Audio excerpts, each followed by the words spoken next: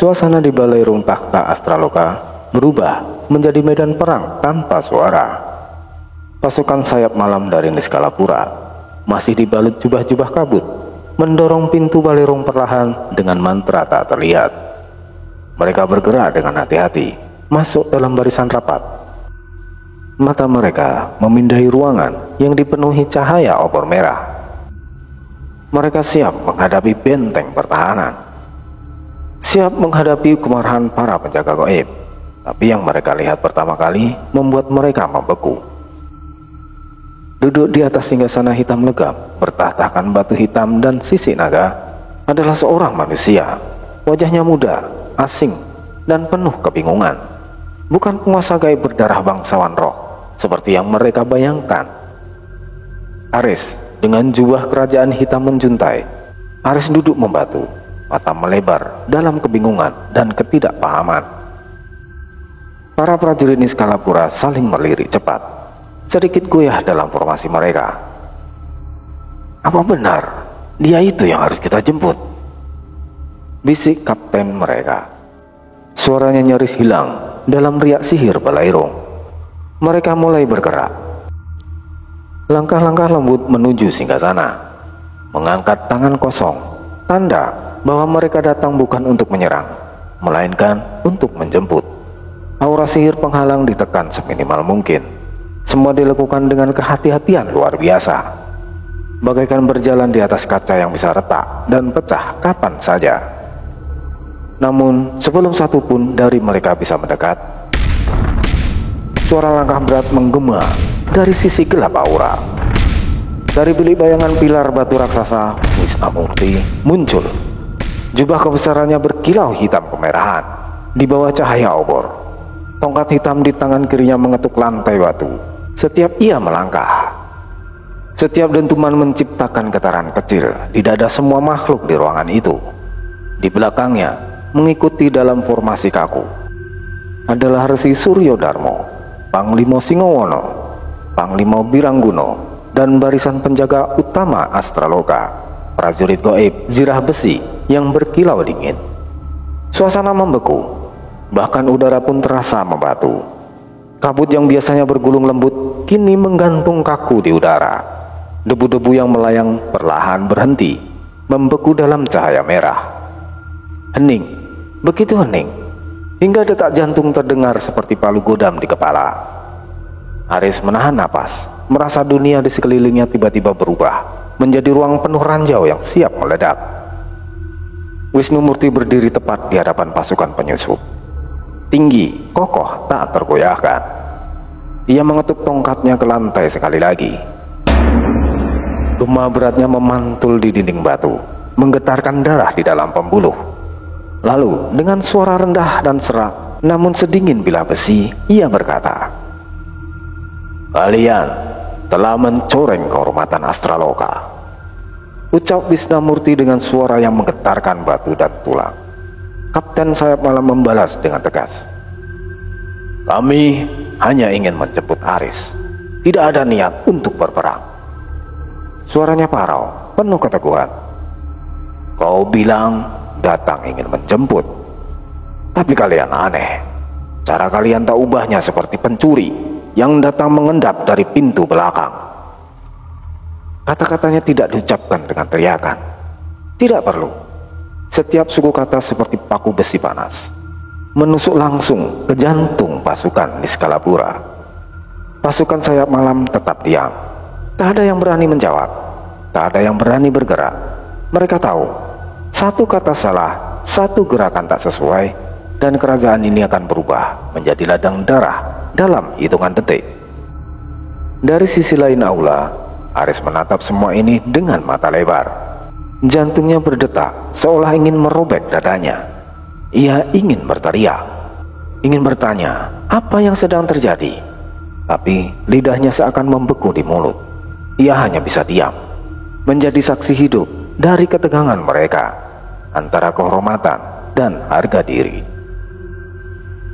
Di atas singgasana hitam yang terasa dingin menusuk hingga ke tulang, Aris duduk membeku. Tangannya mencengkram lengan kursi naga, giginya menggigit bibirnya begitu keras. hingga terasa asin darahnya sendiri. Matanya yang biasanya penuh semangat dan penasaran, kini penuh kebingungan, campuran antara ketakutan dan kemarahan. Ia menatap ke bawah.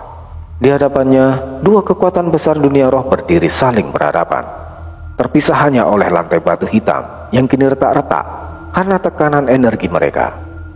Di satu sisi, pasukan Niskalapura berjubah biru kelam. Wajah-wajah mereka diselimuti kabut mantra. Di sisi lain, penjaga Astraloka berbaju zirah besi, mata merah menyala di balik helm-helm meruncing mereka. Semua dalam posisi siaga.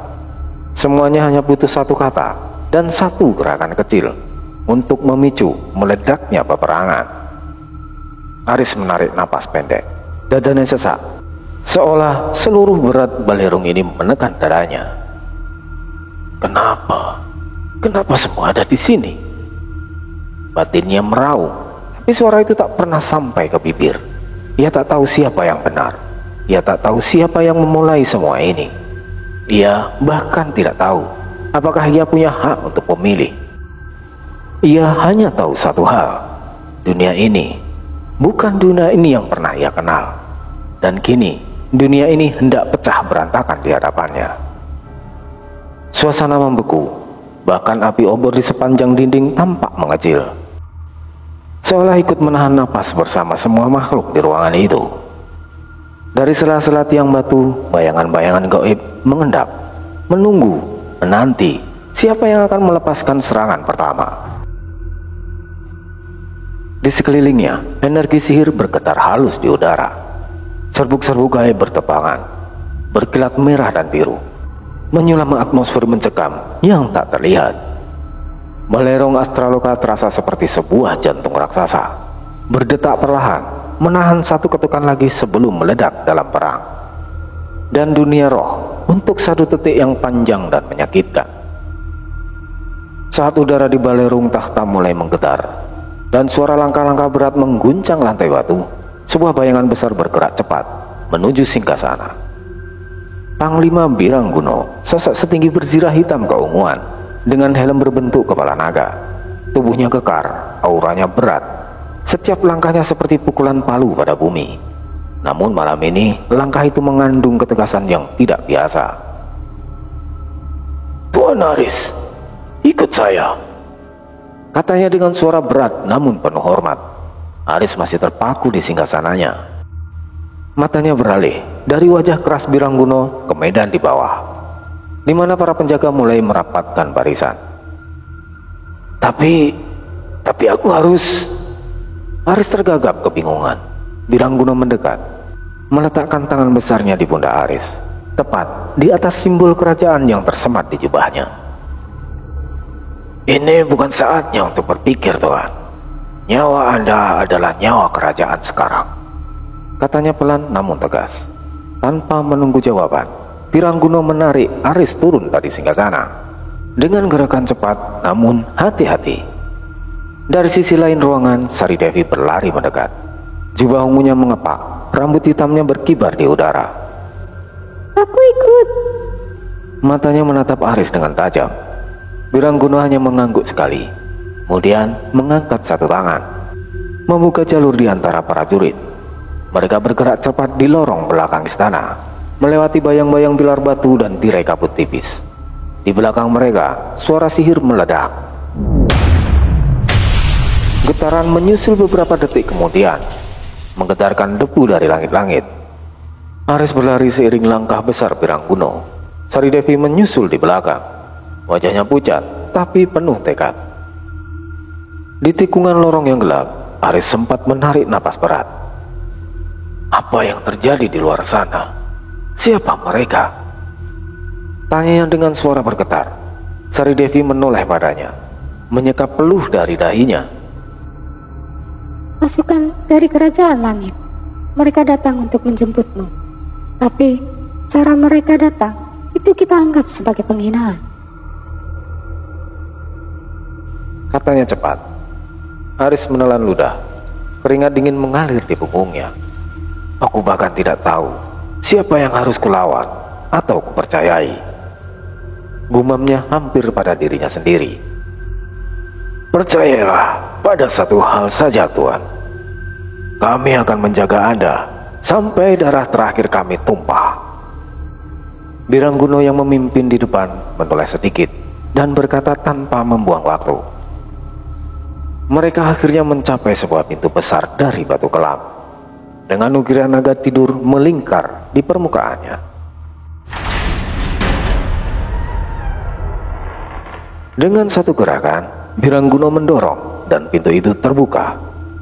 Di baliknya sebuah ruangan persembunyian yang terbuat dari batu hitam berdiri, sepi, kokoh, dan tersembunyi dari semua medan pertempuran. Dan di tengah-tengah ruangan ada kaca sihir besar yang bisa melihat dari dalam pelataran singgasana dan ketegangan kedua kubu. Tetap di sini, jangan keluar sebelum aku kembali, Tuan, kata Birangguno keras. Sari Devi mendorong Aris masuk dan menyusul di belakangnya. Pintu batu menutup perlahan, menyisakan mereka berdua dalam keheningan dingin.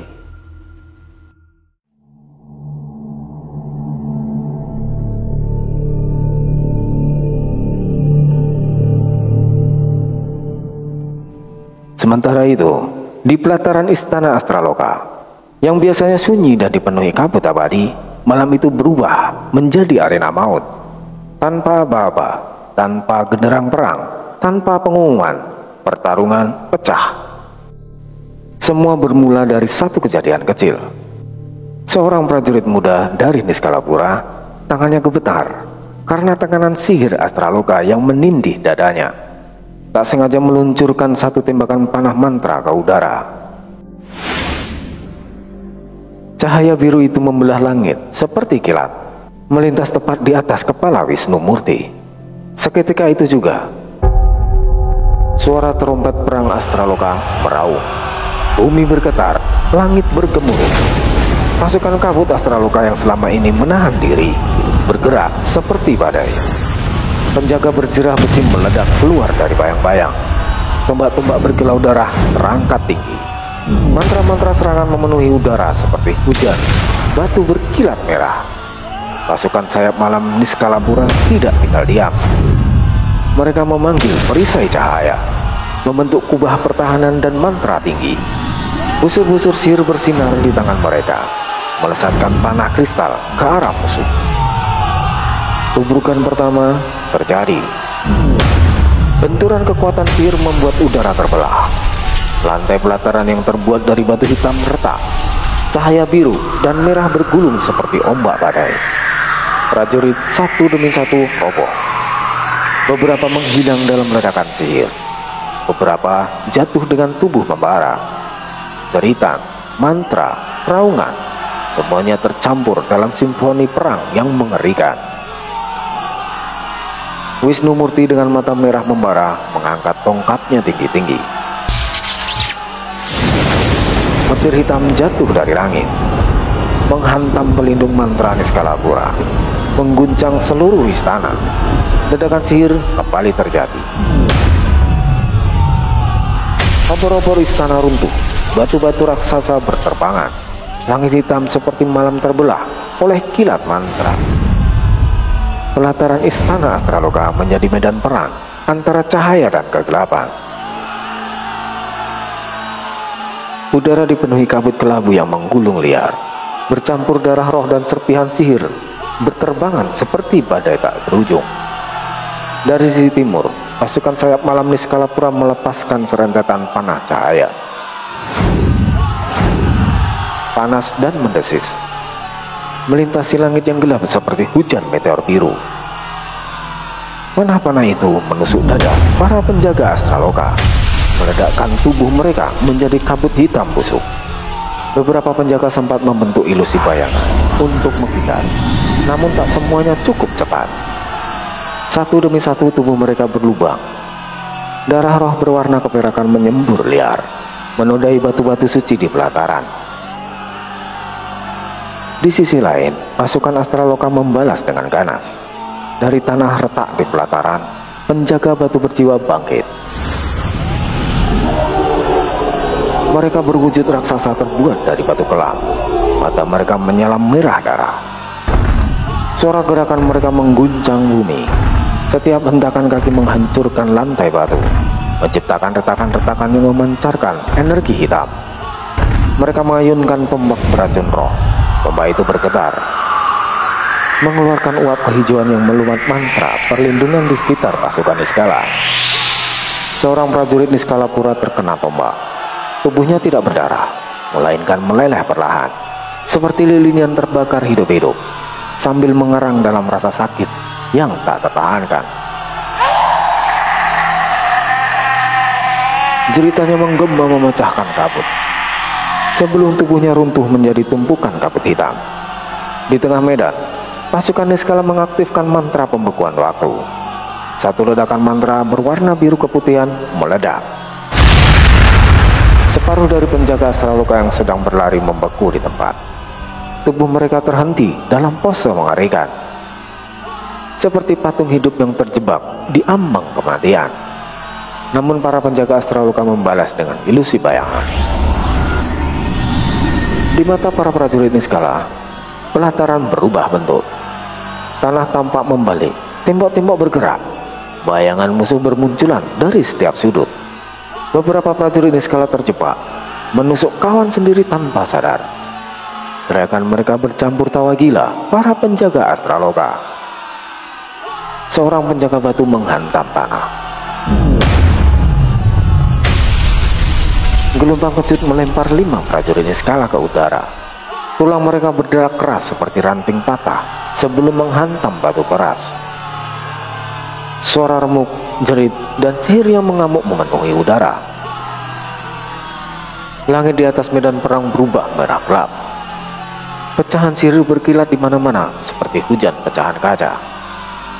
Darah roh mengalir di sepanjang retakan batu, menggambar pola-pola menyeramkan yang tampak hidup di bawah kaki mereka. Suara tombak racun menghantam perisai sihir. Suara mantra pembeku yang meleset membungkam jerit lawan. Suara tubuh terbakar oleh panah cahaya. Segala suara bercampur menjadi orkestra kematian di tengah kabut kelam yang mengerikan. Di tengah kekacauan itu, 2 sosok panglima muncul. Dari sisi Astraloka, Panglima Singowono melangkah keluar dari kabut. Tingginya setinggi 2 pohon kelapa. Tubuhnya berotot, dibalut jirah hitam kelam. Kepalanya adalah kepala harimau putih bertanduk perak, matanya merah membara. Di tangannya, gada perak sebesar batang pohon bergetar, menyerap cahaya di sekitarnya, menciptakan lubang gelap di udara. Setiap langkahnya mengguncang bumi. Pasukan Astraloka bersorak liar melihat kehadirannya. Di sisi berlawanan dari barisan Niskala Pura, Panglima Reksa Bumi maju. Jubah biru gelapnya berkibar. Helm kristal roh berkilau redup di kepalanya. Di tangannya ia mengangkat golok besar bermata biru muda yang memancarkan kilatan petir magis. Langkahnya mantap, setiap injakan meninggalkan jejak energi di tanah. Sorak-sorai dari prajurit Niskala mengiringi kemunculannya. Mata Singowono dan Reksi Reksa Bumi bertemu di tengah medan. Tak ada kata-kata, tak ada negosiasi. Mereka berdua mengerti, hari ini hanya satu orang yang akan berdiri. Dengan raungan dahsyat, Singowono mengayunkan gada peraknya. Gelombang energi gelap melesat ke arah Reksa Bumi, memecah tanah dan membelah kabut. Reksa Bumi berputar cepat, mengangkat golok birunya. Benturan kekuatan mereka meledakkan pusaran energi, melemparkan prajurit sekeliling mereka seperti boneka kain. Singowono meraung, melompat tinggi, mengayunkan gada ke bawah dengan kekuatan yang cukup untuk menghancurkan gunung kecil.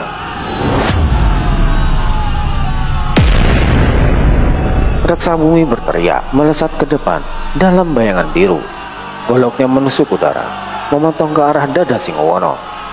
Tabrakan mereka menciptakan dentuman yang menggetarkan seluruh pelataran. Batu pecah, biru berderak liar, kabut terbelah. Pasukan di sekeliling mereka terus bertarung. Jerit kematian, teriakan mantra, tumbangnya tubuh-tubuh tanpa suara. Langit di atas mereka menjadi lebih gelap, seolah alam itu sendiri takut menyaksikan apa yang sedang terjadi di tanah ini. Pertempuran brutal itu telah berubah. Ini bukan lagi tentang penyelamatan, bukan tentang kehormatan, tapi ini adalah tentang bertahan hidup. Sementara itu di tempat persembunyian Aris, suara retakan keras terdengar. Seiring getaran hebat mengguncang ruang persembunyian. Debu-debu batu berjatuhan dari langit-langit. Dinding-dinding hitam berderak lirih, seperti mengeluh dalam kesakitan. Aris dan Sari Devi tersentak, berdiri siaga di tengah ruangan. Langit di luar tampak berkedip-kedip merah. Cahaya pertempuran memantul ke celah pintu batu, menggambar bayangan-bayangan samar di lantai. Tiba-tiba pintu batu itu terhempas terbuka, hampir terlepas dari engselnya. Asap tipis dan kabut mantra mengalir masuk. Dari balik batu, seorang sosok berjubah biru gelap muncul. Langkahnya cepat dan berat. Panglima Niskala. Mata tajamnya berkilat di bawah helm kristal roh. Tubuhnya berlumuran darah, entah darah lawan atau kawannya. "Aris," serunya dengan suara terengah, tetapi penuh otoritas. "Ikut aku sekarang. Ini satu-satunya kesempatanmu keluar hidup-hidup." Aris mundur satu langkah. Punggungnya menyentuh dinding dingin di belakangnya. Sari Devi bergerak di depannya, melindungi dengan tubuh mungilnya. Tangan bersiap menarik mantra pertahanan. Siapa kau? Bentak Sari Devi. Suaranya melengking tegang. "Panglima Reksa Bumi dari Niskalapura," jawab pria itu cepat. "Aku diutus langsung oleh Maharani Chandra Kirana untuk menyelamatkan bocah ini." "Menyelamatkanku atau menyeretku ke takdir lain yang bahkan lebih gelap dari sini?" Aris mengerutkan alis. Suaranya serak karena ketegangan. Kebisuan menggantung di antara mereka, hanya dipecah oleh ledakan pertempuran di kejauhan. Gema itu membuat lantai bergetar halus. Debu turun seperti hujan tipis. Panglima Niskala melangkah maju dengan tergesa. "Tidak ada waktu untuk debat. Astraloka akan jatuh. Jika kau tetap di sini, kau akan musnah bersama mereka." Namun Aris menggeleng perlahan. "Aku sudah cukup untuk dijadikan pion. Cukup. Aku tidak akan ikut siapapun lagi.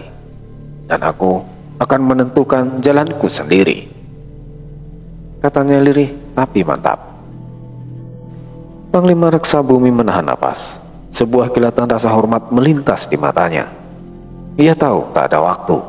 Ia tahu juga tak bisa memaksa. Dengan satu lirikan tajam ke Sari Devi, ia berbalik, membungkus dirinya dengan mantra kabut, dan menghilang ke dalam bayangan pertempuran. Suasana kembali sunyi. Hanya suara ledakan dan gemuruh jauh di luar yang menjadi latar dentuman detak jantung Aris. Ia berdiri di tempatnya, gemetar bukan karena takut, melainkan karena untuk pertama kalinya ia memilih untuk berdiri atas kehendaknya sendiri. Setelah Panglima Reksa Bumi menghilang ke balik kabut, ruang persembunyian kembali hening. Namun ketegangan tidak surut, malah semakin menebal. Sari Devi berdiri tegak, memandang Aris dengan tatapan yang tajam bagaikan belati.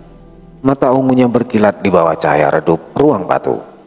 Ia menatap Aris dari ujung kepala sampai kaki, seolah menilai sesuatu yang rapuh, sesuatu yang menurutnya tidak pantas duduk di atas singgasana Astraloka. Bahkan ketika kesempatan hidupmu diantar sampai di depan mata, kau memilih bertahan di sini, seperti seekor domba buta, ucap Sari Devi dengan nada sinis. Suaranya dingin dan menggores. Aris menoleh perlahan padanya. Wajahnya masih kelelahan, tapi matanya tidak gentar. Sari Devi menyilangkan tangan di dadanya, Jubah ungunya berdesir halus saat ia bergerak. Amarahnya menahan tubuhnya untuk tetap diam. Aku tidak mengerti kenapa ayahku, kenapa seluruh kerajaan ini harus bersujud pada makhluk sepertimu. Manusia biasa yang bahkan hanya bertahan hidup sendiri pun tidak mampu. Aris menahan napas. Dadanya terasa berat, seolah kata-kata Sari Devi adalah tombak yang menusuk lurus ke dalam. Namun ia tidak membalas. Tidak dengan amarah, tidak dengan pembelaan panjang. Hanya satu kalimat keluar dari mulutnya dengan tenang, namun dalam. Aku tidak pernah meminta ini. Tapi, jika aku harus mati di sini, aku ingin mati sebagai diriku sendiri, bukan sebagai boneka siapapun. Aris menundukkan kepalanya sebentar sebelum mendongak kembali. Ucapan itu sederhana, namun bergema keras di ruang kecil itu, lebih keras dari suara mantra ataupun ledakan di luar. Sari Devi terdiam. Ada sesuatu dalam dirinya yang tidak mau ia akui yang bergetar. Sebuah rasa simpati kecil yang mencuat di balik dinding kebanggaannya. Ia berbalik, memalingkan wajahnya dari Aris, seolah ingin menyembunyikan keraguannya sendiri. Bodoh, Bisiknya pelan, tetapi kali ini suaranya tidak lagi penuh kebencian. Ada secercah getir dan hormat yang samar terdengar. Di luar sana, pertempuran terus bergemuruh, memantulkan warna merah api di dinding batu tempat mereka berlindung. Namun di ruangan itu, di antara dua jiwa yang berbeda dunia, sebuah rasa baru mulai tumbuh. Rapuh, berlawanan arah, namun nyata.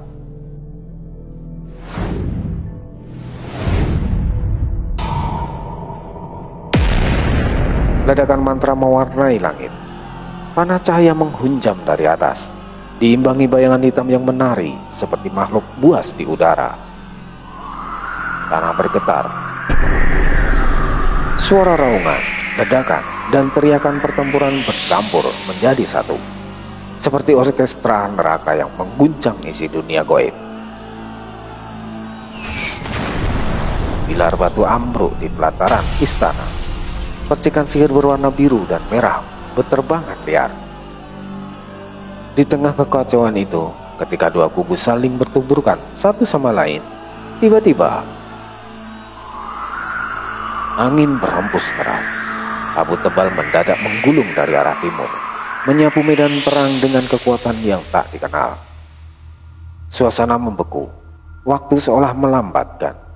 Gerakan para prajurit membatu. Mantra-mantra berhenti di udara. Panah-panah bengku di tengah lintasan. Dari balik kabut itu perlahan melangkah sosok wanita. Tubuhnya diselimuti jubah putih keperakan. Rambut panjangnya berkibar. Matanya bersinar biru pucat seperti es. Sasmita muncul. Seperti ada luka samar di pipinya, dan aura kelelahan memancar dari tubuhnya. Namun, ia tetap berdiri dengan keanggunan mematikan. Langkahnya ringan, namun setiap injakan kakinya bergema keras di telinga semua makhluk yang ada di medan perang. Tak ada yang bergerak, tak ada yang bersuara. Aris dari tempat persembunyiannya menyaksikan semua itu dengan mata membelalak. Sari Devi di sampingnya mengencangkan rahang. Tangan kanannya menggenggam gagang pedang sihir. Sasmita mengangkat satu tangan. Dengan gerakan lambat dan anggun, ia menarik pusaran energi di sekitarnya, seperti seorang maestro memanggil simfoni hening.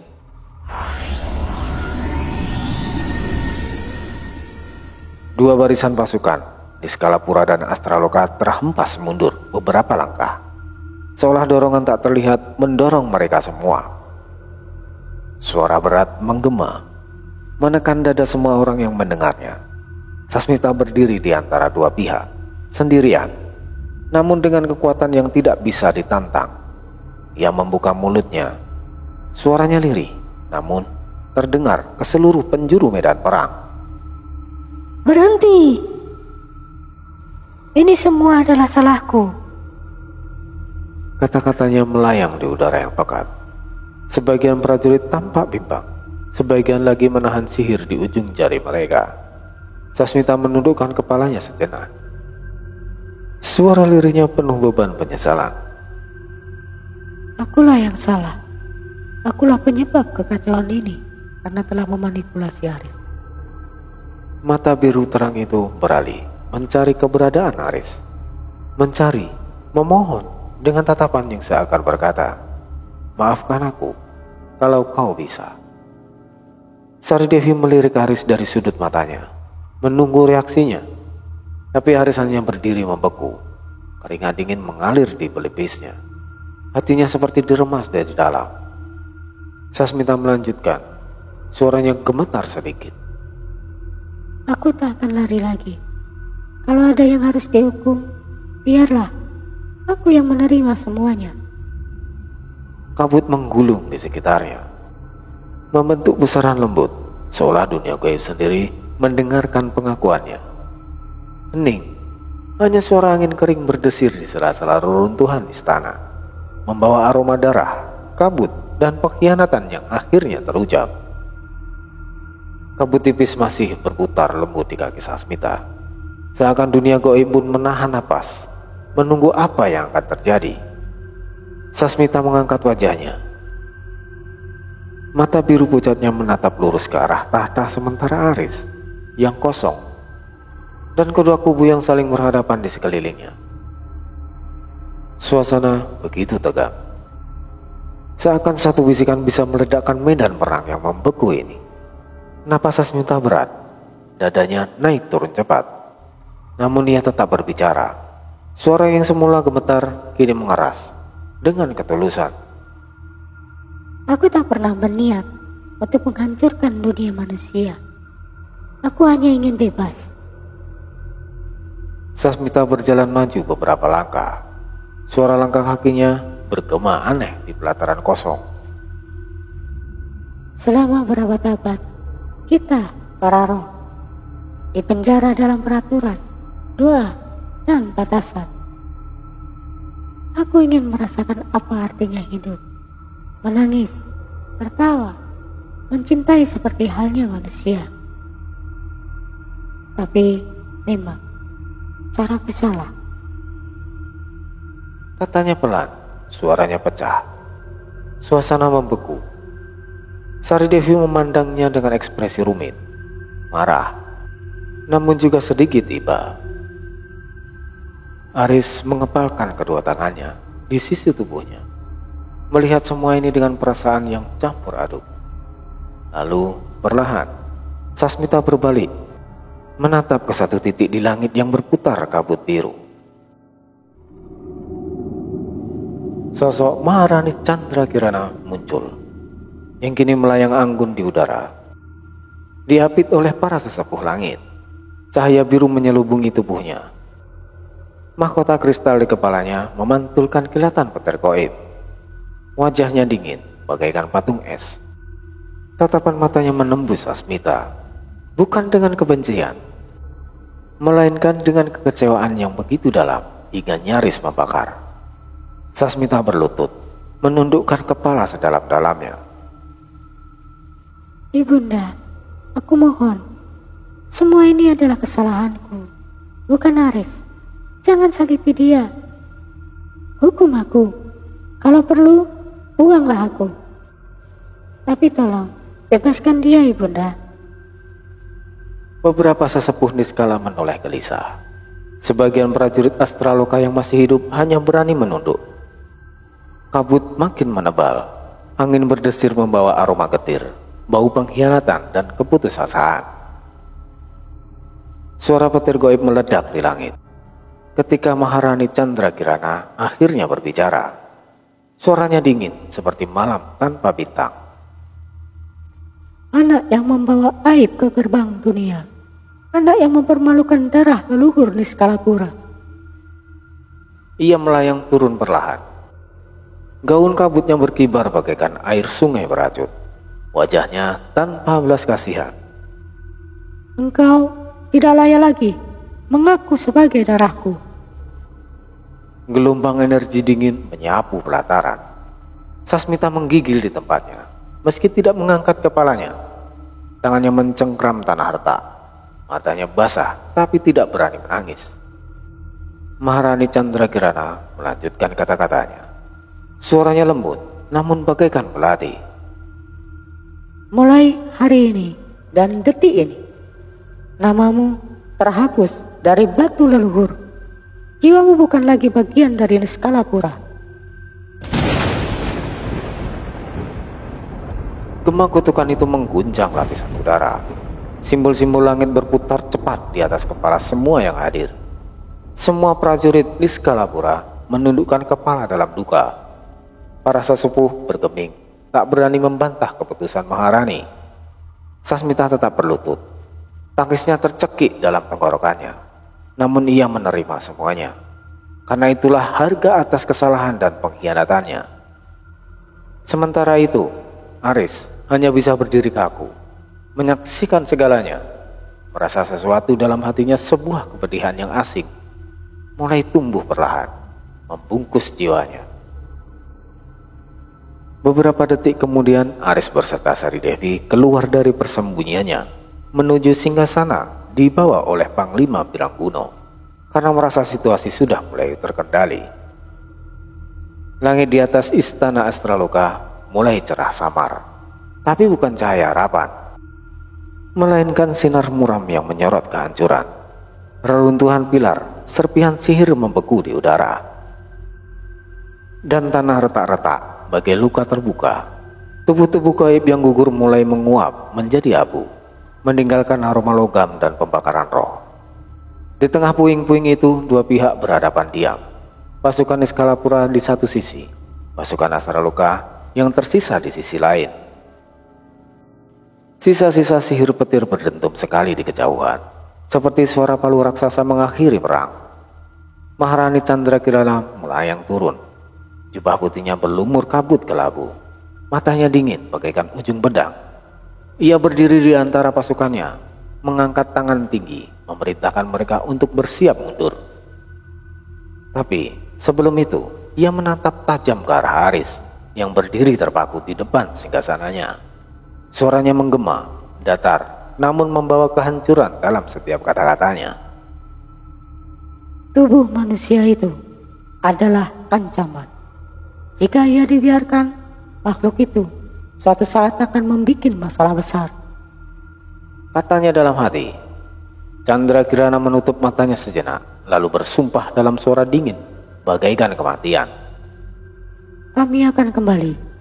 Jika Aris tidak dihancurkan, tanah dan langit alas purwo akan terbakar.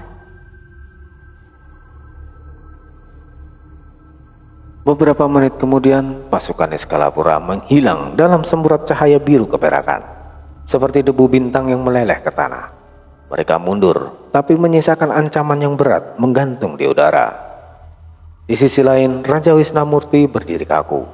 Tongkatnya menancap di tanah retak, menguratkan sihir pertahanan di bawah kakinya.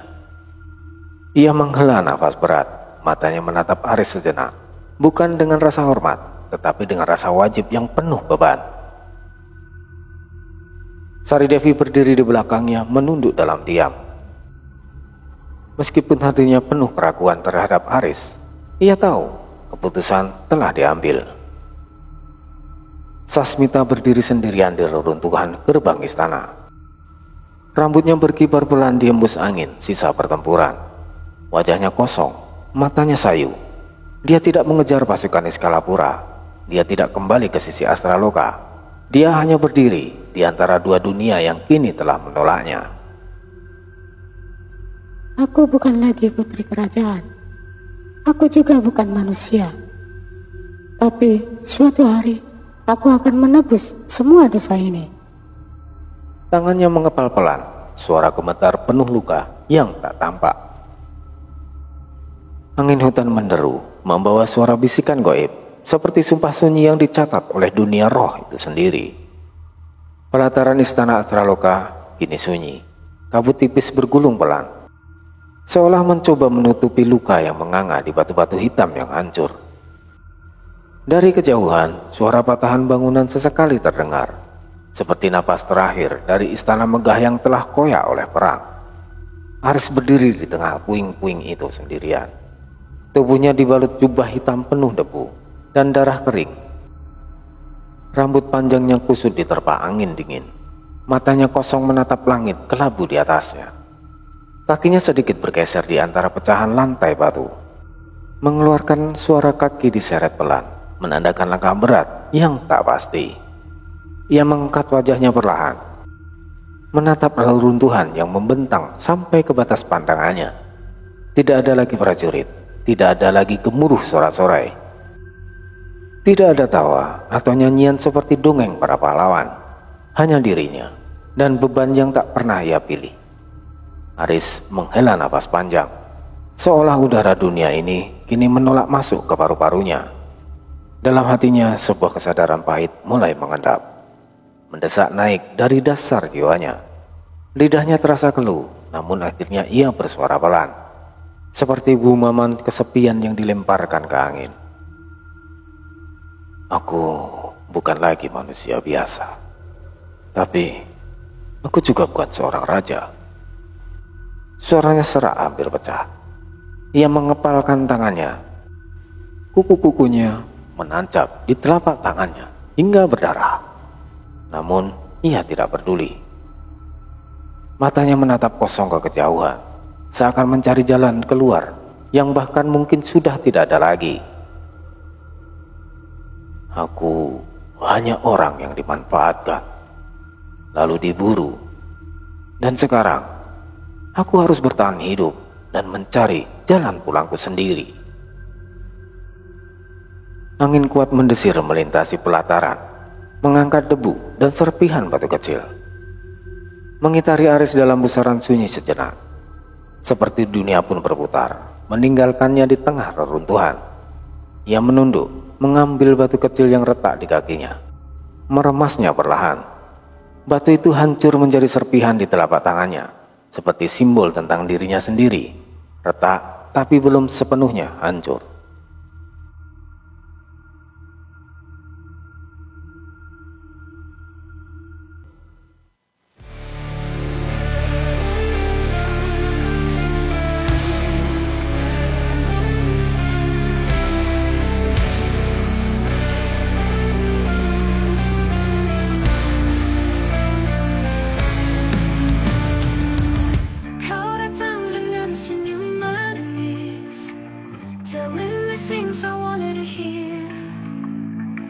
Bersama kita bangun cinta ini, but all you gave me was a lie so clear. Kau bilang kita takkan terpisahkan, but you left me alone in the dark. Sekarang semua yang kita punya, only pieces of a